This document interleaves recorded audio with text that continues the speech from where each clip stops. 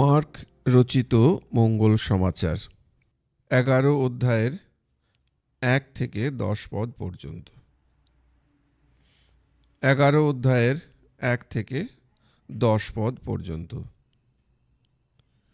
যিশু ও তার শিষ্যেরা তখন জেরুসালেমের বেশ কাছে এগিয়ে আসছেন। এমন সময়ে যখন তারা জৈতুন পর্বতে বেতফাগে ও বেথানিয়া গ্রামের কাছে এসে পৌঁছলেন, তখন যিশু দুজন শিষ্যকে আগে পাঠিয়ে দিলেন। তিনি তাদের বলে দিলেন, তোমরা সামনের ওই গ্রামটিতে যাও, সেখানে ঢুকেই দেখতে পাবে একটি গাধার বাচ্চা বাঁধা রয়েছে। সেটির পিঠে এখনো কেউ চড়েনি, তাকে খুলে এখানে নিয়ে এসো। আর কেউ যদি তোমাদের জিজ্ঞেস করে, তোমরা এ কি করছো, তাহলে বলো, এই গাধাটাকে প্রভুর দরকার আছে, এটাকে তিনি এক্ষুনি এখানে আবার ফেরত পাঠিয়ে দেবেন।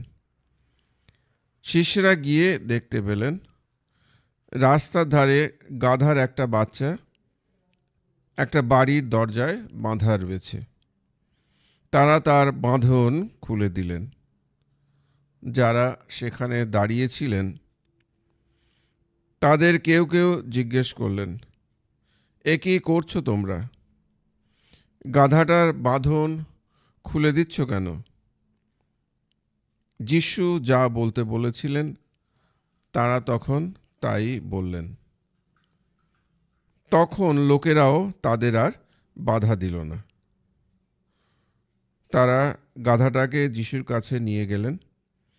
তারপর তার পিঠের উপর নিজেদের পোশাক পেতে দিলেন। এবার যিশু তার উপর চড়ে বসলেন। বহু লোক তাদের পোশাক পথে বিছিয়ে দিলেন। কেউ কেউ আবার মাঠ থেকে যত সবুজ লতা পাতা কেটে এনে পথের ওপর বিছিয়ে দিল। যারা যিশুর সামনে বা পেছনে চলছিল তারা চিৎকার করে বলতে লাগলো, জয় জয়, প্রভুর নামে যিনি আসছেন, ধন্য তিনি, ধন্য ধন্য আমাদের পিতা দাউদের সেই রাজ্য, যে রাজ্য আসছে এখন। ঊর্ধ্বলোকে উঠুক জয়ধ্বনি হে। আজকে আমরা পূর্ণ সপ্তাহে প্রবেশ করতে যাচ্ছি, তালপত্র রবিবার এই পর্ব পালন করে। আজকের দিনে আমরা 3টে বিষয়ে বিশেষভাবে আমরা ভাবি।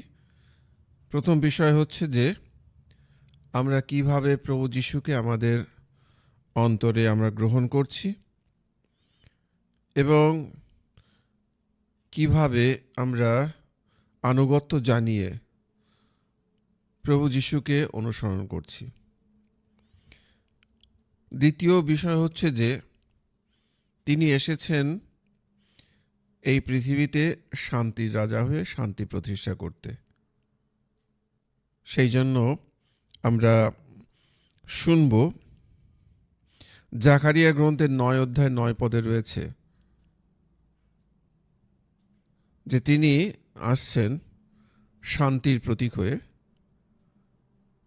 সেই জন্য তৃতীয় বিষয় হচ্ছে তিনি গাধার পিঠে করে আসছেন। তাই গাধা হয়ে উঠছে শান্তির প্রতীক। তিনি ঘোড়ার পিঠে আসছেন না। ঘোড়া সাধারণত কি হয়, রণসজ্জার প্রতীক হয়ে ওঠে। যুদ্ধে যাওয়ার জন্য বেশিরভাগ লোকজনই কি করে, তখনকার দিনে তারা ঘোড়ার পিঠে করে যেত যুদ্ধ করতে। তাই এইখানে যিশু গাধার পিঠে আসছেন, তার অর্থ হচ্ছে যে তিনি মানুষের জন্য শান্তি নিয়ে আসছেন, শান্তির রাজ্য প্রতিষ্ঠা করতে আসছেন। তা আমরা জাকারিয়া গ্রন্থ যদি আমরা দেখি, সেখানে দেখব, সেখানে রয়েছে 9 অধ্যায় 9 পদে, ওগো সিয়ন কন্যা, আনন্দে মেতে ওঠো তুমি, ওগো জেরুসালেম কন্যা, জয়ধ্বনি তোলো। ওই দেখো তোমার কাছে আসছেন তোমার রাজা, ধর্মময় তিনি, মহাবিজয়ী তিনি।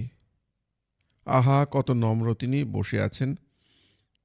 দেখো একটি গাধারই পিঠে, বাচ্চা গাধারই পিঠে, একটি গাধীর বাচ্চারই পিঠে।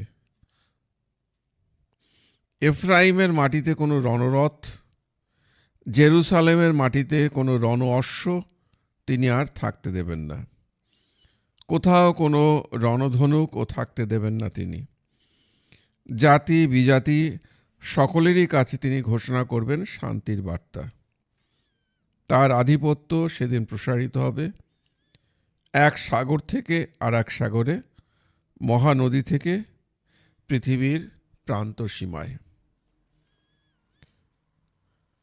আজকের এই উৎসব বা এই পর্ব আমাদের স্মরণ করিয়ে দেয় যে আমরা যখন যিশুর অনুসারী, তখন আমাদের বিশেষ দায়িত্ব হচ্ছে যে কিভাবে আমরা এই পৃথিবীতে শান্তির বার্তা নিয়ে বিভিন্ন মানুষের কাছে পৌঁছে যাব।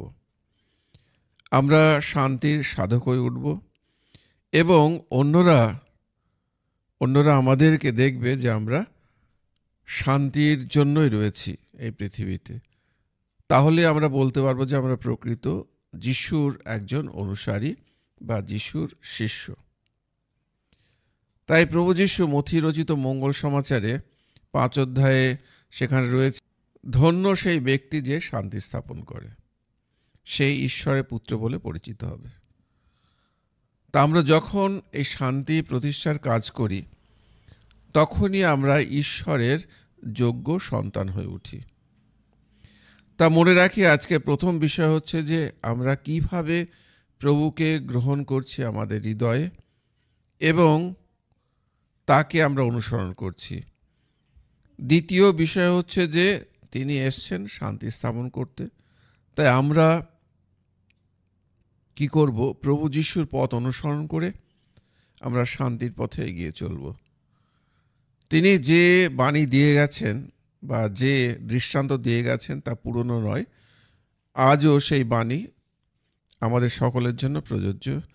আজও সেই বাণী আমরা অনুসরণ করে, তার দৃষ্টান্ত অনুসরণ করে আমরা এই পৃথিবীতে শান্তি প্রতিষ্ঠার কাজ করে যেতে পারি। তাই আসুন আমরা সেটা করি।